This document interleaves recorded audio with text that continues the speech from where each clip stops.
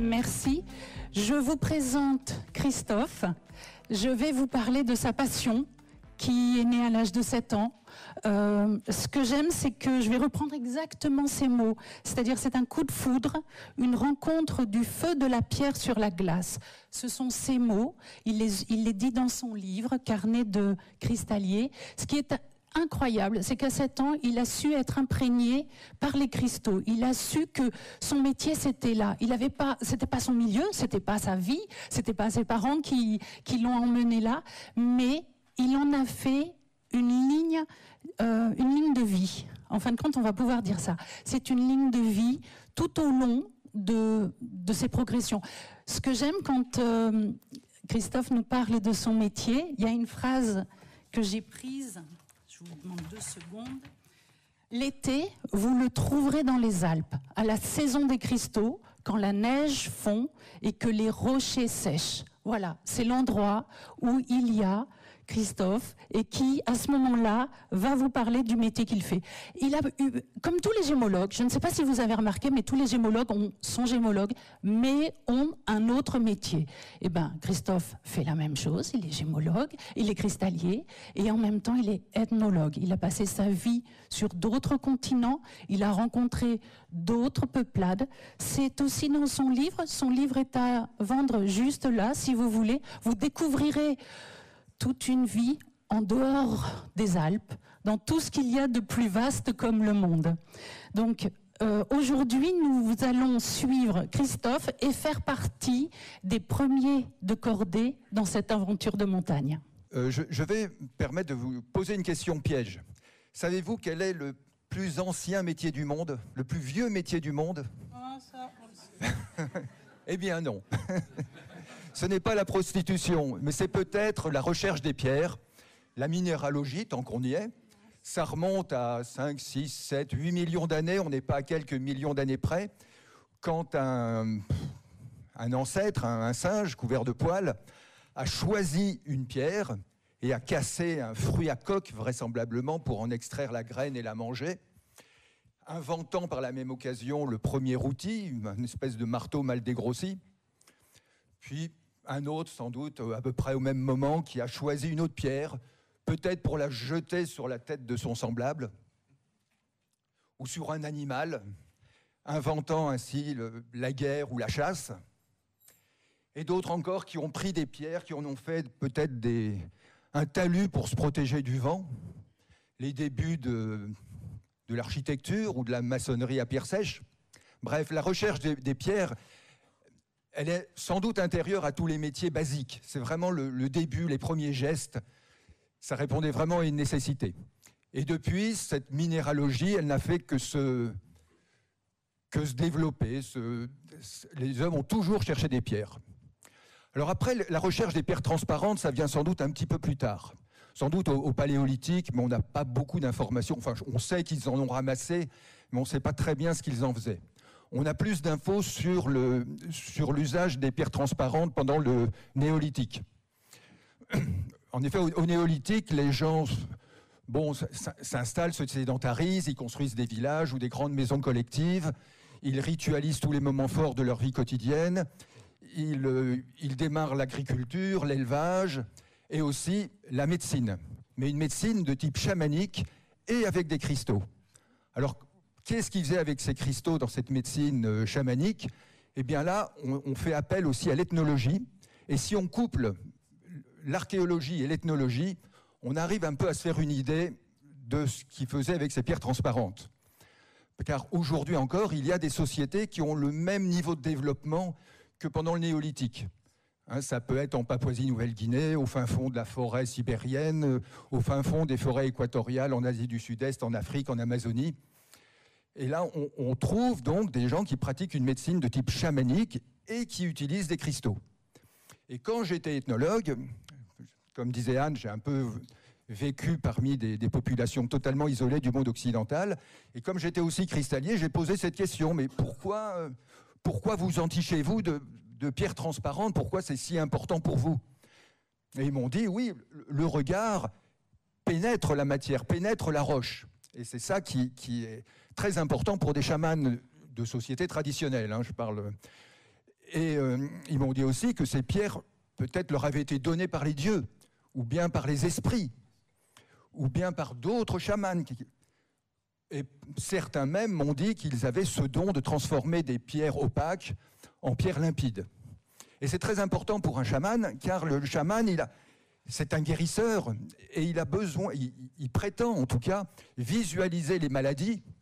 Alors les maladies, c'est un concept occidental, hein, ils ne disent pas que ce sont des maladies. Pour eux, ce sont des esprits cannibales qui nous mangent de l'intérieur. Donc ils visualisent les maladies pour les attraper et les jeter à l'extérieur du malade. Et ils prétendent qu'ils acquérirent ce don de voyance au contact des pierres transparentes. Et c'est pour ça qu'ils recherchent les pierres transparentes. Donc on suppose qu'au néolithique, les hommes qui pratiquaient le chamanisme, on suppose qu'ils ramassaient les cristaux à des fins chamaniques.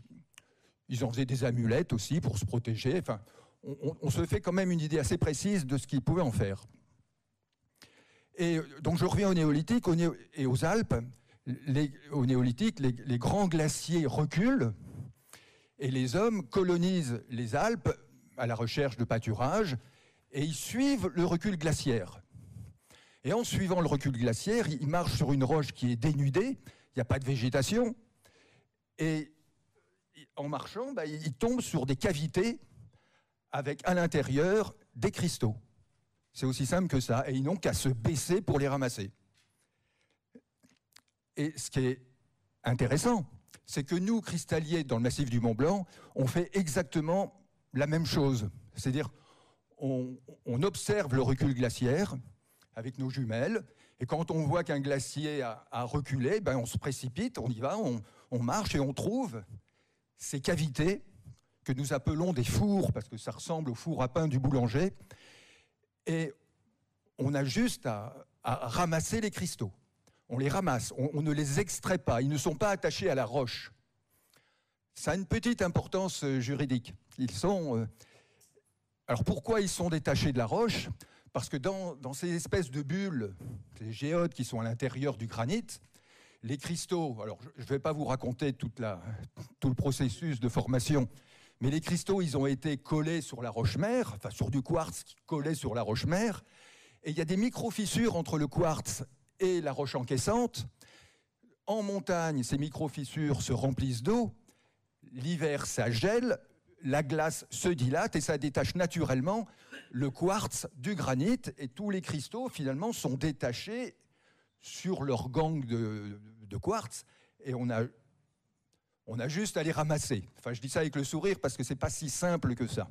Parce qu'ils sont mélangés aussi à des sédiments, et que la roche encaissante, elle aussi, s'est fissurée, remplie de glace, et parfois détachée, et cette roche s'est mélangée aux cristaux, et souvent les endommage.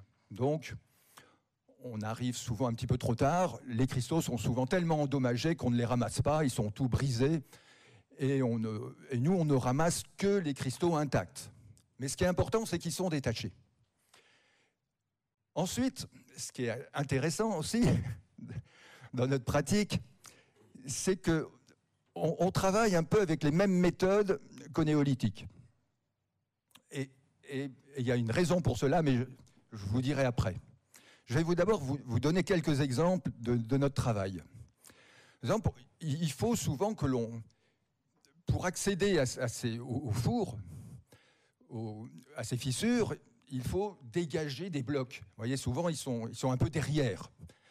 Donc, pour dégager un bloc, comment on procède ? Des fois, on monte au-dessus, parce que c'est souvent sur des pentes escarpées, vous voyez. Et puis, je vous ai dit que c'était très simple, il suffisait de se baisser pour ramasser les cristaux. J'ai un petit peu exagéré. En fait, c'est un petit peu plus compliqué, parce que les glaciers se retirent dans des zones rocheuses escarpées. Tant que les glaciers étaient là, ils contenaient la roche, mais quand les glaciers se retirent, la roche a tendance à s'ébouler. Donc, c'est vraiment dangereux. Avant d'aller chercher des cristaux, il vaut mieux avoir une formation d'alpiniste et une certaine expérience de la montagne, des chutes de pierre, des chutes de glace, parce que là où on cherche les cristaux, il y a vraiment beaucoup de chutes de pierre. Donc, pour accéder aux cristaux, il faut parfois dégager des blocs. Donc comment on fait ? puisque nous travaillons avec des méthodes du néolithique. Ben, on monte au-dessus, par exemple, on veut déplacer un bloc, vous voyez, qui est en dessous, qui obstrue l'entrée d'une cavité. Ben, on fait tomber un bloc sur le bloc qui est en dessous, en espérant briser celui qui est en dessous, ou en espérant le décaler, vous voyez, pour avoir accès. Donc ça, c'est vraiment une méthode de travail très archaïque. On a d'autres méthodes comme ça. On peut utiliser la gravité, creuser sous un bloc, vous voyez, comme ça, le bloc va commencer à se déplacer. Ensuite, on va mettre des pierres qui roulent en dessous pour pousser la pierre. Si on n'y arrive pas, on va sangler le bloc. Et avec un système de poulies, on va réussir à démultiplier la force de traction de la corde. On appelle ça un mouflage. Et on tire les blocs comme ça. Et comme ça, on peut accéder à la roche qui nous intéresse, qui est derrière les blocs, où il y a peut-être des cristaux. Donc c'est très lent comme méthode. Puis après, pour ouvrir la roche, comment on fait parfois? Eh bien, on va dans une fissure, pour ouvrir la fissure, on va mettre des coins de bois, on les mouille, et l'hiver venu, ces coins de bois gèlent, se dilatent, et ça va ouvrir la fissure. C'est très lent comme méthode. Alors pendant ce temps-là, on fait autre chose. On va prospecter ailleurs. Mais c'est des méthodes de prospection qui peuvent mettre des années. Il faut plutôt être patient.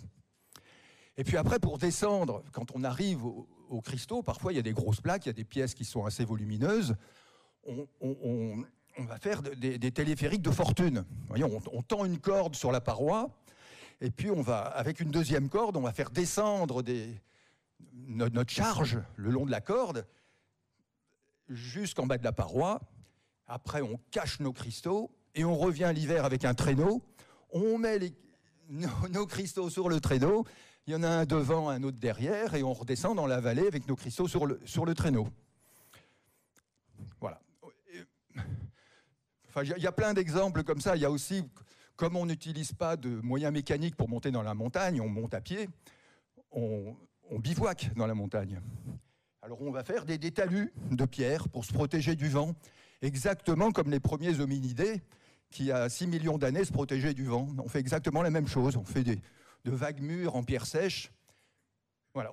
On vit vraiment notre recherche avec des techniques anciennes. Alors pourquoi en sommes-nous arrivés là? Pourquoi avons-nous renoncé à la modernité? Ça s'est fait il y a 30 ans. Il y a 30 ans, des cristalliers du Mont Blanc travaillaient avec des moyens modernes, tout à fait naturellement. Ils montaient en hélicoptère le matin, avec du matériel, avec des cordes, des perforateurs, de l'essence, des scies électriques. Ils travaillaient avec tous les moyens modernes, comme on fait dans beaucoup de pays, comme on fait en Chine, comme on fait aux États-Unis, comme on fait en Suisse. Et le soir, ils redescendaient en hélicoptère avec 400 kilos de cristaux dans un bag sous l'hélicoptère, et ça roulait, vous voyez, ça tournait. Il y a 35 ans, on sentait que si on continuait comme ça, on allait droit vers une interdiction. Car déjà, les gens qui fréquentaient le massif du Mont Blanc, si vous voulez, commençaient à sacraliser la nature, et encore plus le site du Mont Blanc. C'est-à-dire que le site Mont Blanc est considéré comme un peu l'équivalent d'une cathédrale, dans laquelle on rentre sur la pointe des pieds, dans laquelle il faut ne rien toucher. On ne construit plus de refuge, on ne construit plus de nouvelles remontées mécaniques. Donc, nous, si on commençait, comme il y a de plus en plus d'équipes de cristalliers, si on continuait à travailler avec des moyens modernes, on était sûr et certain qu'on allait au-devant d'une interdiction, car de plus en plus de gens commençaient à râler, parce qu'on faisait du bruit. Donc maintenant, on a adopté une éthique de la discrétion.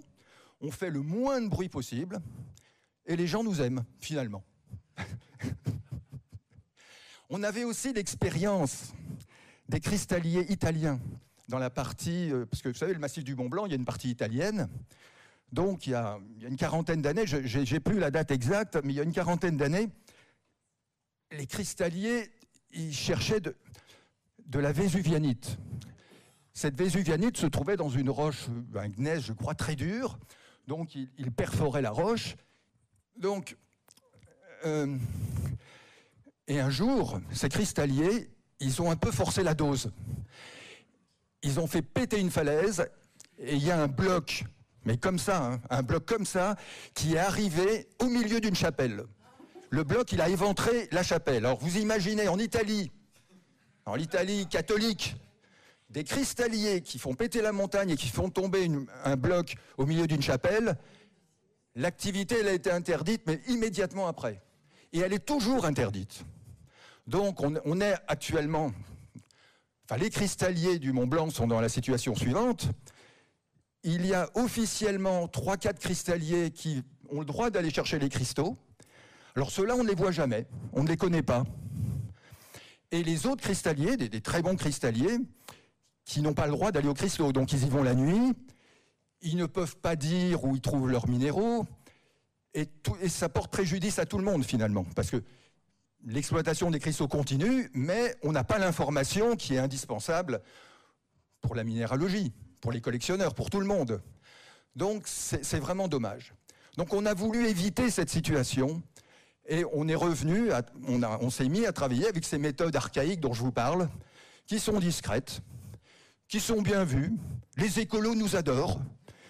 Ils considèrent que nous sommes vraiment les bons élèves parce que nous avons renoncé aux machines, à l'électricité, au pétrole, on travaille avec nos petits muscles. La cristallerie, c'est une vieille tradition qui remonte à des millions d'années, n'est-ce pas? Donc, ils trouvent vraiment que nous sommes un exemple à suivre. Bon, il faut quand même communiquer, il faut quand même leur expliquer un peu ce qu'on fait, sinon le malentendu est rapide. Mais on leur a bien expliqué ce qu'on faisait et ils nous aiment. L'administration, elle nous trouve aussi tout à fait corrects, on ne pose pas de problème, on ne fait pas tomber de cailloux sur les bâtiments administratifs, donc tout va bien. Les collectionneurs sont contents, parce qu'on trouve malgré tout, avec nos méthodes un peu bizarroïdes, on trouve malgré tout des belles pièces. Et on travaille très minutieusement avec des techniques plutôt un peu comme des archéologues, hein. On travaille avec des petites baguettes chinoises, des aiguilles à tricoter, tout doucement, on démonte la roche un peu comme un mikado. On prend le temps. Mais je pense qu'il y a beaucoup moins de dégâts que quand on travaille avec des explosifs qui envoient des ondes de choc dans le permafrost et qui peuvent abîmer les cristaux. Donc les cristaux qui travaillent avec les moyens modernes travaillent beaucoup plus vite, mais ils ont plus de casse. Nous, on ne va pas bien loin, mais il n'y a pas de casse, ou très peu. Donc, ça se passe assez bien. Et finalement, si on regarde, si on compare la bourse de Chamonix, qui va avoir lieu dans 2 semaines, enfin le 29, la bourse des cristalliers, qui va avoir lieu le 28 octobre, et les bourses en Suisse de Dicentis, d'Aldorf, qui sont les bourses emblématiques, les belles bourses en Suisse, eh bien finalement, les cristaux exposés à Chamonix sont du même niveau en qualité que les cristaux exposés en Suisse et qui sont trouvés avec des moyens modernes. À peu près. Je pense que si vous fréquentez les bourses, voilà, on est à peu près au même niveau. Donc finalement, avec nos méthodes anciennes, archaïques, traditionnelles, on arrive à peu près au même résultat. Voilà. Alors, si vous avez des questions à me poser, je peux faire une interruption et après je parlerai du pillage et du code d'honneur. Mais là, si vous avez des questions sur cette éthique que je qualifie de la discrétion, parce que c'est vrai qu'on pourrait se dire, si on utilise, on pourrait obtenir des dérogations exceptionnelles pour faire des trous. Mais on risquerait de retrouver finalement le cas de figure italien, où des équipes auront le droit, mais n'iront pas forcément beaucoup aux cristaux. Et puis il y aura tout un marché parallèle, toute une activité de cristalliers clandestines qui ne montreront pas leurs pièces. Donc je ne suis pas sûr que finalement la collectivité soit gagnante. Avez-vous des questions? Oui. Bonjour. Je voulais savoir, avez-vous des restrictions par rapport aux quantités que vous pouvez sortir?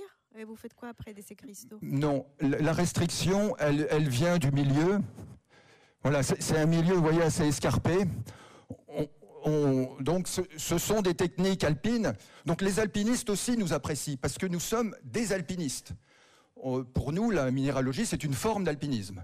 Donc on monte, ça c'est le massif des Courtes. Comme vous pouvez voir, c'est assez raide. On ne se rend pas bien compte des dimensions, mais c'est gigantesque. Vous voyez, là, pour une idée de l'échelle, il y a quelqu'un qui marche là. Vous voyez? Mais la personne, elle n'est pas loin. Mais s'il y avait quelqu'un ici, on ne la verrait pas. Il faut des jumelles pour la voir. C'est gigantesque. Moi, j'ai beaucoup travaillé dans ce massif, parce que ça fait 61 ans que je cherche des cristaux. J'ai commencé tout petit, dans le massif du Mont Blanc, et j'ai beaucoup travaillé dans ce massif, et j'ai dû explorer à peu près 10% de cette montagne. Elle est encore en grande partie inexplorée. Donc, on monte avec du matériel d'alpinisme, et le sac que nous avons limite forcément la quantité de cristaux que l'on va redescendre. On redescend à peu près avec 10-15 kilos de cristaux maximum. Parce qu'on a la corde, on a les crampons, on a le casque, on a tout le matériel d'alpinisme dans le sac. Donc, les quantités sont limitées par le milieu et par la technique alpine. Donc, en hélicoptère, il descendait 400 kilos. Les cristaux, c'était vraiment de la marchandise, tandis que nous, on descend nos quelques kilos dans le sac, et là, je peux vous dire que les cristaux, ils prennent de la valeur. Mais pas une valeur financière, une valeur affective. On aime vraiment nos cailloux parce qu'on fait vraiment un effort pour monter là-haut. Je vous assure que c'est pas facile, surtout on reste plusieurs jours là-haut. On ne peut pas monter grand-chose, donc on mange de la poudre, on ne mange pas grand-chose, de la nourriture déshydratée. On n'a pas d'outils non plus, parce que c'est lourd les outils. Donc on travaille, souvent on travaille avec notre piolet, et on prend un caillou comme marteau, exactement comme les premiers hominidés dont je vous parlais tout à l'heure qui ont inventé le marteau. On prend une pierre et on tape sur le piolet pour ouvrir une fissure ou pour faire bouger un caillou, vous voyez, pour bouger une pierre. Donc, on a très peu de matériel. Et on descend très peu de cristaux, mais on descend des cristaux choisis, vraiment. Il me demande combien j'utilise de rouleaux de papier toilette pour envelopper les cailloux. Donc je dis, oui, c'est nous qui faisons les razzias de papier toilette parce qu'on enveloppe les minéraux pour ne pas les ébrécher, on les enveloppe dans beaucoup de papier toilette. Donc ce sont principalement dans le massif du Mont Blanc du cristal de roche, du quartz fumé, c'est ça à 95%. Après, ce sont des cristaux de calcite, de feldspath, de fluorine, mais en faible quantité. Il y a aussi de l'hématite, il y a des cristaux de titane, mais en très faible quantité.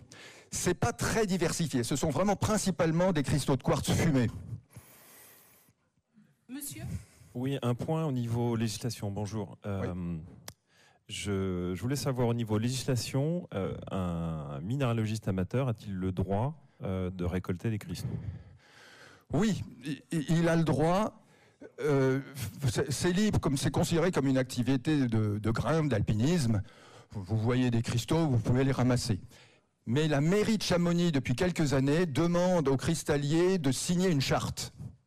Alors ça, c'était ma deuxième partie, de mon exposé, la nécessité de ces codes d'honneur, de ces chartes, pour éviter les dérives. Mais en principe, si vous signez, vous pouvez ramasser des cristaux. Après, il y en a qui ne signent pas, ils ramassent des cristaux. Si après, ils montrent leurs cristaux au musée, aux autorités locales, au club de minéralogie, ça passe, il n'y a pas de problème. Mais je vous dis, en principe, on doit signer une charte. Les douaniers, ils savent rarement la valeur d'une pierre. Donc, c'est un peu bon enfant, ils nous demandent d'estimer, on leur dit... Enfin, moi, je ne fais pas d'exportation, donc je ne peux pas bien vous répondre, mais je sais que ça se négocie et généralement, ça se passe bien. Oui, je vais continuer. Parce que je voulais vous parler aussi de la notion de pillage, parce que j'ai vu que Eric avait... Alors, notre activité n'est pas régie par la loi. Je parle du massif du Mont Blanc. On n'a pas de texte législatif pour notre activité. Il y a un flou juridique. Ça pose beaucoup de difficultés à la mairie de Chamonix, parce que la mairie de Chamonix aimerait bien autoriser certains et pas d'autres à aller chercher des cristaux, mais c'est très difficile de régir une activité qui n'est pas régie à un niveau supérieur. Voyez.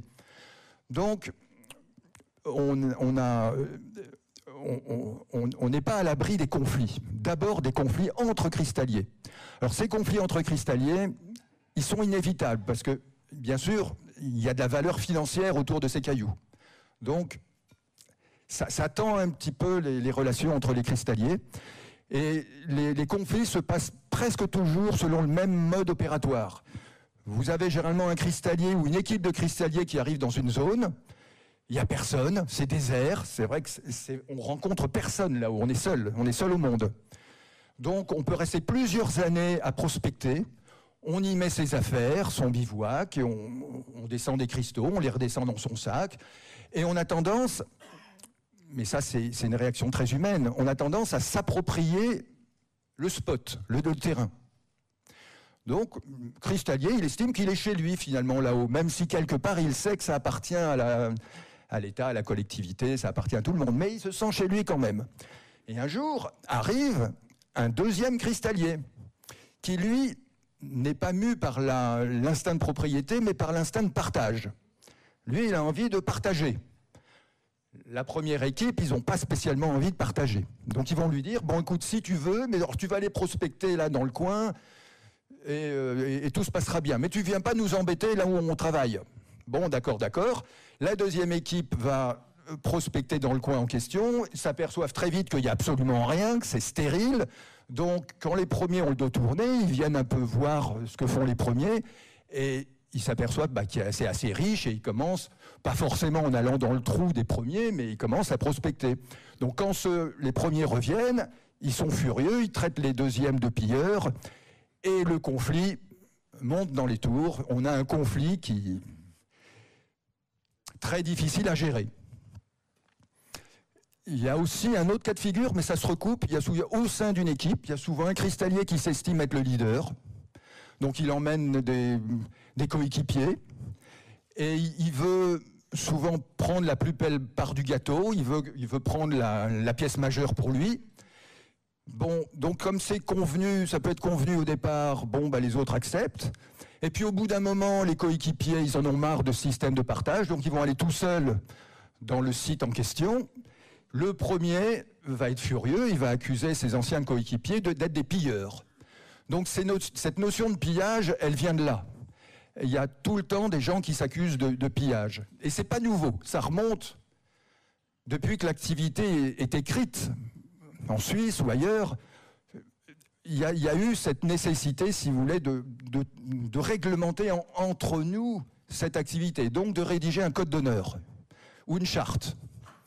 Donc, c'est ce qu'on essaye de faire depuis que je suis cristallier, depuis 50 ans. Régulièrement, on essaye d'écrire des codes d'honneur, de les signer, et ça marche moyen. Parce que même dans la rédaction d'un code d'honneur, le code d'honneur, il peut être très inclusif. Vous voyez, on peut donner des bons conseils dans le code d'honneur, donc ça va multiplier le nombre de cristalliers, et ça va pas contenter tout le monde. Ou alors on peut rédiger le code d'honneur d'une manière un peu exclusive, en disant, voilà, pour être cristallier, il faut faire ci, il faut faire ça, il faut être collectionneur, il faut habiter dans le coin, Et ça va pas plaire à tout le monde, et à ce moment-là, on va avoir des cristalliers qui vont en cachette, et ça va générer des conflits. Donc le code d'honneur ne résout pas forcément les conflits. Ce n'est pas une loi suffisamment ferme. Et puis il n'y a personne pour faire appliquer le code d'honneur pour faire la police. Voyez. Donc le code d'honneur, ce sont des bons conseils, mais ça a ses limites. La mairie de Chamonix, en ce moment, elle nous demande de signer un code d'honneur, qui est pas mal, parce que ce code d'honneur prend la défense, a été rédigé dans l'intérêt du musée de Chamonix. C'est-à-dire qu'on doit montrer aux autorités nos trouvailles intéressantes, nos trouvailles d'intérêt minéralogique. On doit les montrer au musée, on doit les montrer au maire. Ce code d'honneur est rédigé dans l'intérêt de l'environnement. On doit laisser les lieux propres, on doit marquer l'emplacement de nos fours. Vous voyez, il y a aussi des bons conseils, mais ça ne prend pas vraiment la défense des cristalliers. C'est peu fouillé. Si vous voulez, je vous donne un exemple. Par exemple, il y a des cristalliers qui travaillent dans un gisement. Il y a une halde 20 mètres plus bas. Bon, le code d'honneur dit qu'il ne faut pas aller dans le four de ceux qui travaillent, mais la halde qui est 20 mètres du bas, on ne sait pas. Si on trouve un magnifique minéral dans la halle de 20 mètres plus bas, on ne sait pas à qui appartient ce minéral, vous voyez, parce qu'il y a un gars qui passe, il prend, puis le gars qui travaille au-dessus, il va dire ben non, ça vient de mon four, c'est à moi, donc ils vont se disputer.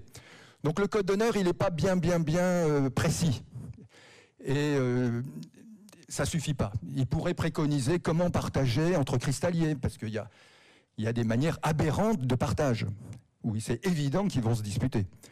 Il y a des méthodes beaucoup plus simples où on fait des lots absolument égaux, on tire au sort et voilà, tout le monde est content. Puis après, on fait des échanges. Mais vous voyez, le code d'honneur, c'est pas la solution.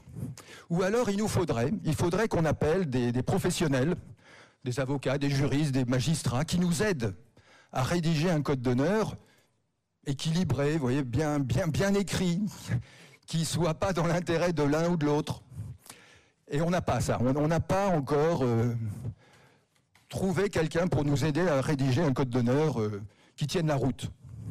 Mais en tout cas, c'est indispensable. Si on veut continuer comme ça, il nous faut un code d'honneur. Voilà. Mais c'est vraiment un travail de longue haleine. Parce que moi, j'ai essayé d'écrire des codes d'honneur. C'est très, très, très difficile. Alors, c'est pas mon unique profession, parce que c'est une activité que nous exerçons seulement l'été. C'est entre juillet, août, septembre et parfois octobre. Cette année, c'était jusqu'en octobre parce qu'il y a eu un été indien extraordinaire. Mais en principe, l'activité, elle se fait sur 3 mois. Donc, tous les cristalliers, ils ont d'autres activités. Ils sont guides de haute montagne, pour la plupart. Ils sont moniteurs de ski, ils sont charpentiers, ils sont instituteurs. Ils ont tous un métier, un vrai métier, comme on dit, en plus. Et ça, c'est vécu comme une passion. Et les revenus qu'on en tire sont très aléatoires, parce qu'on peut en effet trouver un jour, on peut avoir un coup de chance extraordinaire et trouver une pierre dont les prix vont s'enflammer. Parce que c'est un peu comme le marché de l'art. Hein. Des fois, on trouve un caillou et tout le monde le veut, et les gens ils deviennent fous pour un caillou. Et puis le reste, ça n'intéresse pas grand monde. Donc, c'est un peu comme les chercheurs d'or qui... Bon, on trouve... Une très belle découverte, ça se fait une fois dans sa vie. Vous voyez, une fois dans sa vie, on trouve un caillou extraordinaire et puis ça ne se reproduit pas forcément. Après, on trouve des cailloux plus communs qu'on peut vendre aussi, mais certainement pas à des sommes astronomiques. On ne retient généralement que les sommes astronomiques. Voilà, mais c'est vraiment très, très, très exceptionnel. Donc non, je ne pense pas qu'on puisse vivre vraiment de cette activité, parce que ce sont des revenus beaucoup trop aléatoires, beaucoup trop dépendants du climat, enfin de la météo. Voilà, on peut... D'autres questions? Oui, d'autres. Tu as trouvé ton trésor des cimes? Oui, alors... C'est ce qui m'est arrivé, j'ai eu cette chance. Une fois, j'ai trouvé une pièce dont j'avais rêvé toute ma vie. J'ai trouvé une pièce, un cristal de quartz entouré de grosses fluorines rouges. Et c'était vraiment la découverte de ma vie. Voilà, et j'ai la chance de pouvoir encore la voir, car elle est exposée au muséum de Paris. Et voilà, ça c'est une grande satisfaction d'avoir au moins une fois trouvé mon Yukunkun, mon trésor. Oui. Alors ils ont un droit de préemption, mais assez gentil. C'est-à-dire qu'ils peuvent dire ça nous intéresse, mais ils ne nous imposent pas de vendre ou de donner au musée. Cela dit, les cristalliers sont généralement très fiers d'offrir une de leurs pièces au musée ou d'en vendre une à prix tout à fait correct. À ma connaissance, tous les cristalliers sont contents. Il y en a même qui auraient tendance à se monopoliser la possibilité de refiler des pièces au musée, parce qu'ils ont leur nom écrit. Donc c'est plutôt un privilège de pouvoir donner ou de vendre sa pierre au musée. Donc les gens sont partants. Le musée en fait de Chamonix est absolument magnifique. Il y a énormément de découvertes locales. On ne peut pas dire que les pierres partent en douce sous le manteau, non. Les pierres les pierres intéressantes sont dans leur grande majorité proposées au musée. Et il y a vraiment... visiter le musée de Chamonix, il faut plusieurs jours, je crois. Tellement il y a de minéraux. Oui. Oui, bonjour. Est-ce qu'en dehors des quartz, fluorite et feldspath, vous trouvez d'autres minéraux type axinite, prénite? Non, Non. on n'a pas d'actinite. Parce que vous êtes Attendez, que sur le Mont Blanc. Oui, je parle du Mont Blanc. Bon, dans les bordures du Mont Blanc, on a trouvé de l'actinite. Oui, voilà, voilà, il y a quelques sites, mais vraiment dans le Mont Blanc, c'est vraiment limite. Oui. Enfin, en grande majorité, c'est du quartz et les quelques minéraux que je vous ai cités. Et anatase, Alors j'imagine. parfois, oui, alors tout ce qui est lié au titane, on trouve. On peut trouver une monazite une fois tous les 50 ans, vous voyez, mais oui. Christophe, une question. Moi, je suis assez surprise qu'on puisse collecter des minéraux comme ça, alors que on va sur le littoral, on peut même pas cueillir une fleur. C'est interdit. On peut pas aller à Groix ramasser des petits cailloux, il y a du mica, et là, on peut le faire. Oui, mais parce que je pense que quand on est confronté à une interdiction, c'est très difficile de revenir en arrière. C'est pour ça qu'on essaye d'éviter l'interdiction. On fait tout pour. On sait que si, par exemple, si un jour on fait une bêtise, du style on envoie des cailloux sur des alpinistes, le préfet il va interdire et on ne pourra pas revenir en arrière.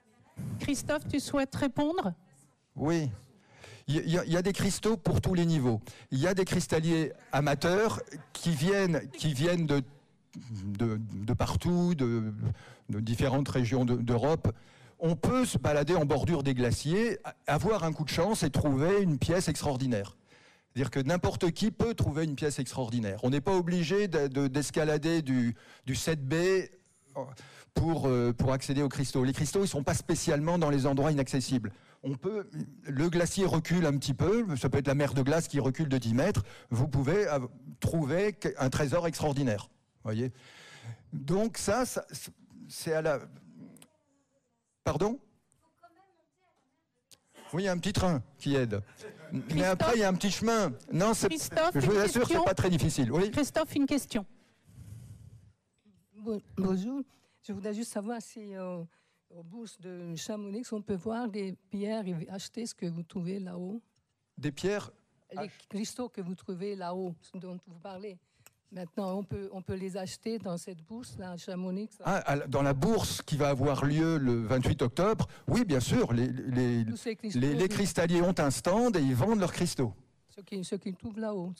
Et ce sont que des cristaux qui sont trouvés dans le massif du Mont Blanc. Ah, d'accord. Exclusivement. Il n'y a pas de bijoux, il n'y a pas de... Non, ça s'appelle la bourse des cristalliers et il n'y a que les cristalliers du massif du Mont Blanc. Et ça va avoir lieu là dans 2 week-ends. Merci. Ah, oui, j'y serai. Mais alors j'y serai pour signer et dédicacer mon livre, qui est là, que je vends 20 €, n'est-ce pas? Nous avons des exemplaires. Où je raconte, où c'est de l'histoire vécue, enfin c'est de l'aventure vécue, où je raconte 61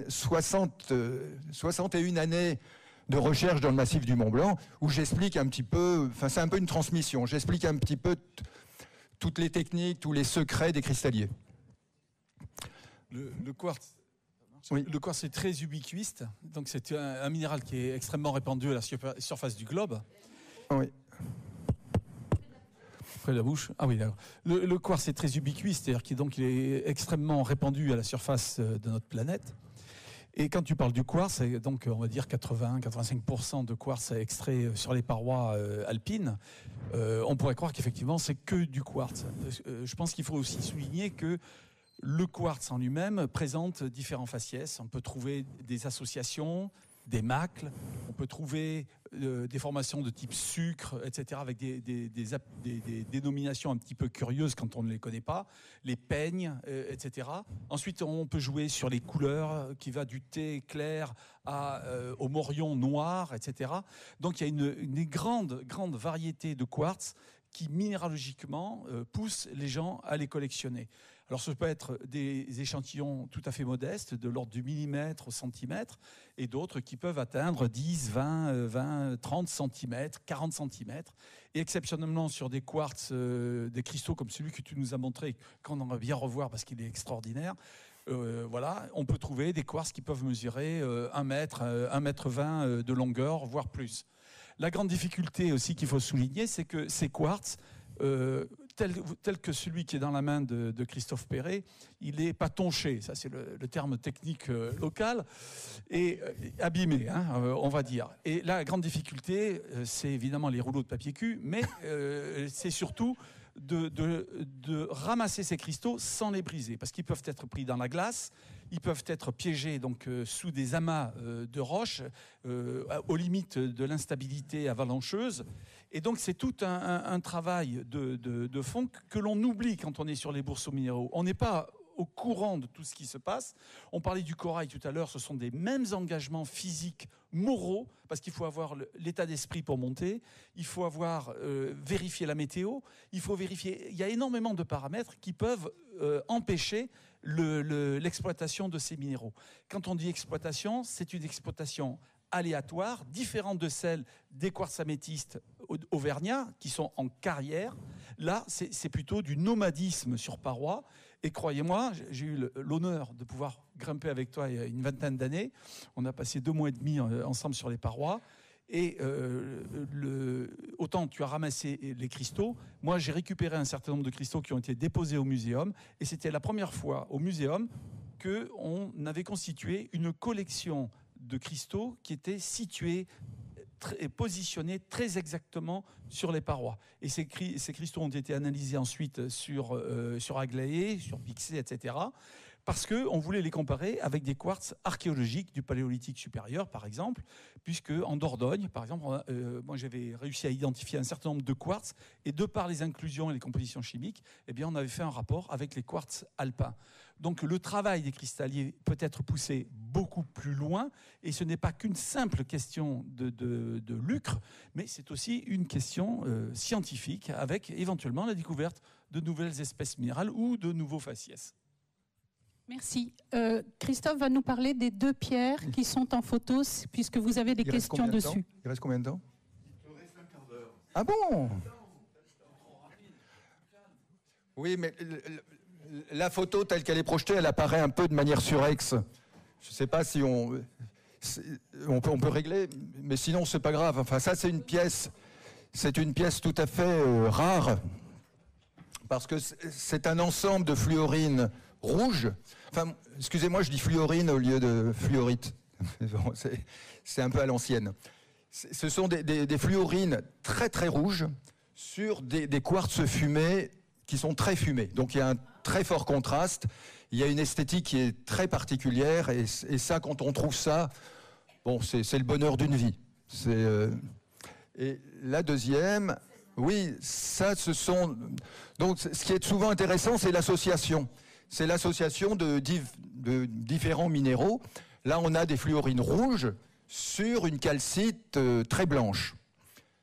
Et pareil, le contraste est assez extraordinaire. C'est tout à fait exceptionnel de trouver ça. Et donc voilà, voilà ce qui nous fait vibrer. Et cette émotion, vraiment, quand on la ressent, on sent que ça vient de loin, que c'est profond, que c'est vraiment... Et tout à l'heure, je vous parlais de ce métier qui remonte au néolithique, au paléolithique et encore plus loin. Je pense que cette activité de prendre les pierres, elle est vraiment ancrée en nous. Et quand on prend des pierres, quand on les ramasse comme ça procure un bonheur qui est vraiment exceptionnel. On se sent pleinement heureux quand on est en montagne, dans cet espace complètement vierge où on ne voit que des montagnes jusqu'à l'horizon. On ne voit plus les villes, on ne voit plus les vallées, on ne voit plus l'humanité. On est vraiment dans un monde minéral, sauvage, et on ramasse ces pierres, et ça, je vous dis, ça provoque un bonheur qui est infini, et on ne peut plus s'arrêter. Enfin, moi, logiquement, je devrais arrêter, je devrais laisser la place aux autres. Mais j'arrive pas à arrêter. Pourtant, je suis handicapé, j'ai mal au dos et tout, mais je continue. Là, cet été, j'ai passé tout l'été dans les montagnes. Oui, une question. Bonjour. J'avais une petite question. Je voulais savoir comment vous financez vos expéditions. Est-ce que vous avez des subventions locales ou pas, ou c'est totalement issu de votre financement personnel? Non, à ma connaissance, il n'y a pas de subvention pour chercher des cristaux. On pourrait demander au muséum de nous subventionner. Hein? Non, ça s'est pas encore fait, mais c'est une très bonne idée. On achète notre matériel.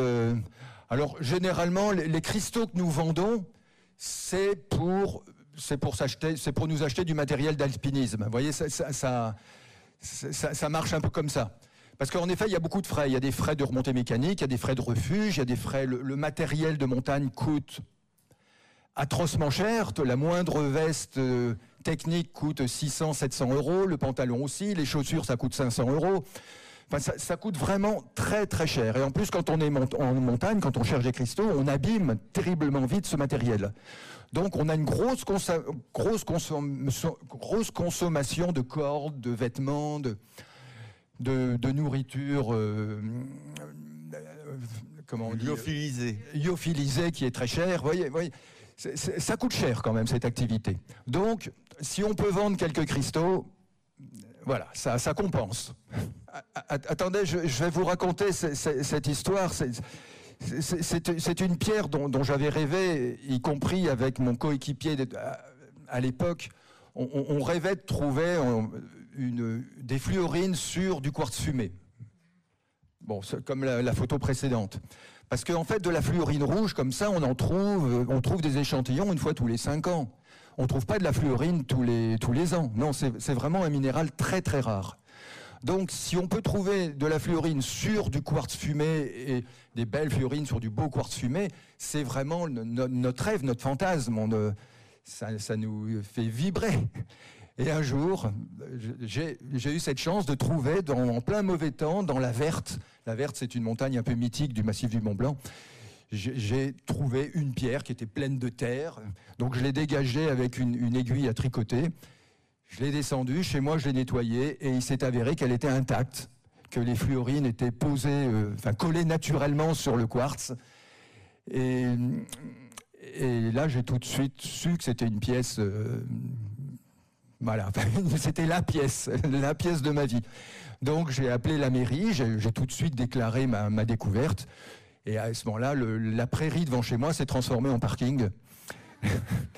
Il y a des gens qui sont venus de partout parce qu'il y avait presque pas eu de découverte de fluorine sur quartz dans les années, c'était en 2007. Vous voyez, il n'y avait pas eu depuis, il y a eu d'autres très belles découvertes, mais à cette époque-là, il n'y en avait pas eu. C'était un peu la seule découverte de fluorine rouge sur quartz. Donc les marchands sont venus. Il y en a qui m'ont proposé, qui m'ont dit, voilà, pour me rendre service, ils pouvaient me l'acheter quelques roupies et les revendre peut-être. Je leur ai dit merci, je suis pas pressé. Et j'ai appris petit à petit que cette pièce j'avais aucune idée de sa valeur.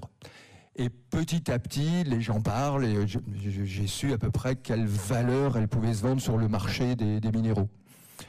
Et je connaissais Eric et Pierre-Jacques Capéraud, donc j'ai pris contact avec le muséum. J'ai aussi pris contact avec le musée de Chamonix, qui n'existait pas encore, mais il était en projet. Et donc finalement, Chamonix n'a pas été intéressé, pour des raisons, voilà, je ne sais pas trop. Et l'affaire s'est montée avec le muséum.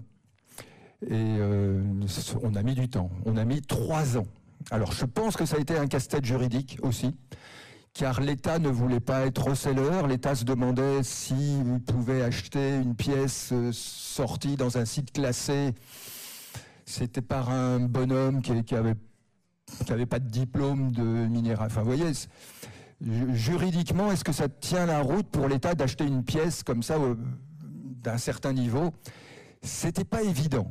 Surtout ils ont dû faire avec des jurisprudences, avec une circulaire ministérielle. Les jurisprudences, ce ne sont pas des lois, les circulaires non plus, les codes d'honneur encore moins. Mais comme il y avait un tel flou juridique, je pense qu'ils ont tenu compte du droit coutumier. Le droit coutumier on peut se référer au droit coutumier quand la loi républicaine fait un peu défaut. Oui, ça existe. Le droit coutumier, c'est donc les lois telles qu'elles s'appliquaient avant la Révolution et qui existent encore au nom de la tradition. Et combien c'est une tradition, notre activité, on ne peut plus traditionnelle. Voyez.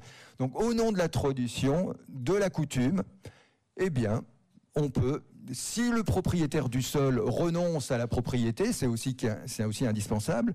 Donc la commune de Chamonix avait renoncé à acquérir la pierre, donc l'État pouvait se porter acquéreur, et ça a pu se faire. Mais je crois que ça n'a pas été simple. Et l'artisan, la cheville ouvrière de cette opération, c'était Pierre Jacques, qui certainement sait beaucoup plus de choses que moi sur tout ce qui s'est passé dans les couloirs, parce que moi je ne pouvais pas tellement assister aux réunions comme j'étais partie prenante. Donc c'est Pierre Jacques qui a monté cette acquisition qui, je crois, a été pas simple du tout. Je ne sais pas combien de ministères ont été sollicités, je crois qu'il y a eu une réunion au Musée de France où vous étiez une trentaine de personnes. Je te laisse peut-être la parole, si tu te souviens. Tiens. Alors là, pour cette transaction, effectivement, ça a mis du temps. Il y a 2 ministères qui ont été impliqués, le ministère de la Culture et le ministère, bien sûr, du Budget. Voilà. Mais parce que qu'est-ce qui s'est passé? Il fallait, pour pouvoir l'acquérir, vu le prix quand même, bon, il y avait un certain prix, on ne le donnera pas, mais c'était quand même quelques milliers d'euros, hein, même plus. Donc il fallait faire classer cet échantillon pour pouvoir bénéficier d'un article du Code des impôts, hein, donc l'article 238 bis OA du Code général des impôts, qui permet une déduction fiscale à hauteur de 90% du montant de l'acquisition. Donc le mécène qui a acquis cet échantillon pour le muséum a bénéficié d'une réduction d'impôt de 90% du montant. Donc voilà. C'est quelques dizaines de milliers d'euros, effectivement.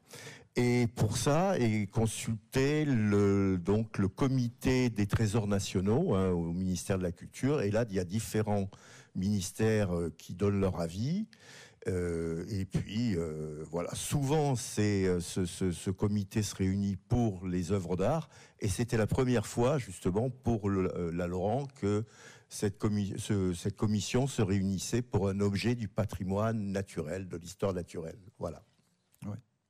Donc cette pièce s'appelle La Laurent, en hommage à mon coéquipier qui s'était tué dans le massif en cherchant des cristaux juste un an avant.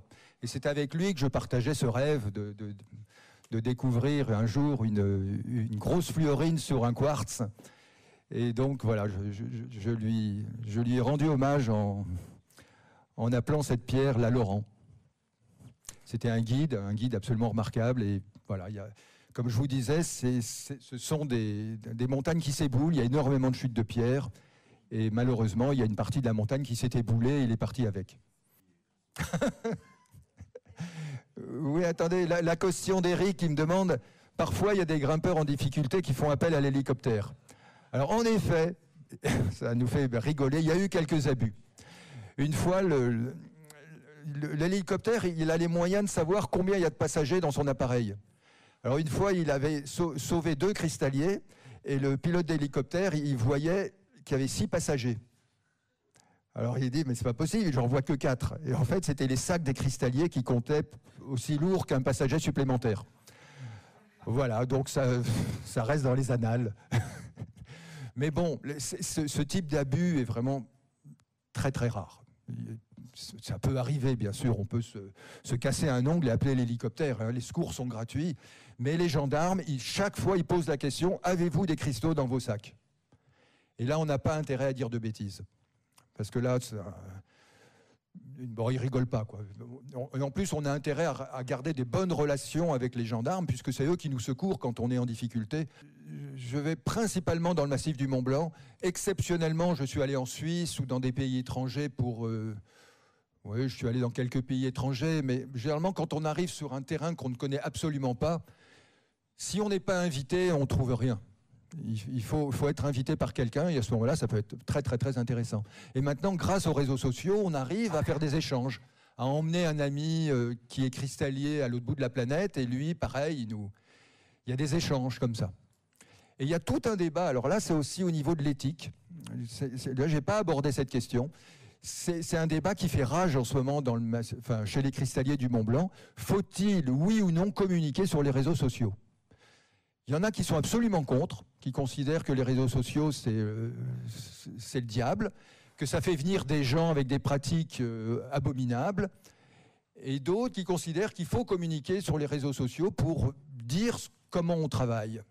Moi, je pense qu'il faut dire comment on travaille, car il y a beaucoup de gens, et de plus en plus, avec le changement climatique, qui pensent que quand on cueille un cristal dans la montagne, on dérange une étoile qui perturbe le flux cosmique, et ça perturbe le climat, et à cause de ça, on va tous mourir.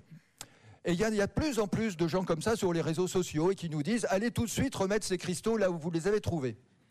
Et je pense qu'il faut quand même communiquer un minimum. Je pense qu'on peut expliquer ce qu'on fait. On peut expliquer que les cristaux sont en phase finale de destruction, qu'il faut les ramasser, qu'on ne perturbe absolument personne en les ramassant, que c'est indispensable pour la connaissance, pour les sciences de la Terre, que c'est un beau métier. Et les gens, généralement, comprennent. On arrive quand même à expliquer ce qu'on fait. Donc, c'est une question éthique aussi. Faut-il vivre caché pour vivre heureux ? Ou peut-on dire ce qu'on fait ouvertement? Moi, je pense qu'on peut le dire, que ça menace en rien notre activité. Je pense qu'il faut expliquer ce qu'on fait au mieux et qu'on n'a absolument pas à avoir honte de ce qu'on fait. Oui. Oui, il y a une augmentation, mais en grande partie due au recul glaciaire, car il rend l'activité assez abordable. Vous voyez, ces langues glaciaires qui reculent dans des zones qui ne sont pas forcément très escarpées, ça permet à des gens de venir et de tomber sur une poche de cristaux. Donc voilà, chaque fois qu'une personne trouve une poche, il revient, il est pris par la passion et généralement il revient. Donc il y a une augmentation. Et aussi peut-être que les réseaux sociaux favorisent cette augmentation. Oui, il y a de plus en plus de guides, parce que le métier de guide en ce moment est difficile à cause du réchauffement climatique. Donc beaucoup de guides commencent à s'intéresser aux cristaux. Alors normalement, c'est pas les mêmes endroits. Les cristalliers, ils vont dans de la roche très déminéralisée, très fissurée, très instable, qui s'éboule, et les alpinistes, ils vont dans des parois de granit qui sont compactes et qui sont un véritable plaisir pour escalader. Vous voyez, tandis qu'eux, ils n'aiment pas trop aller dans les roches qui se délitent, qui sont pourries.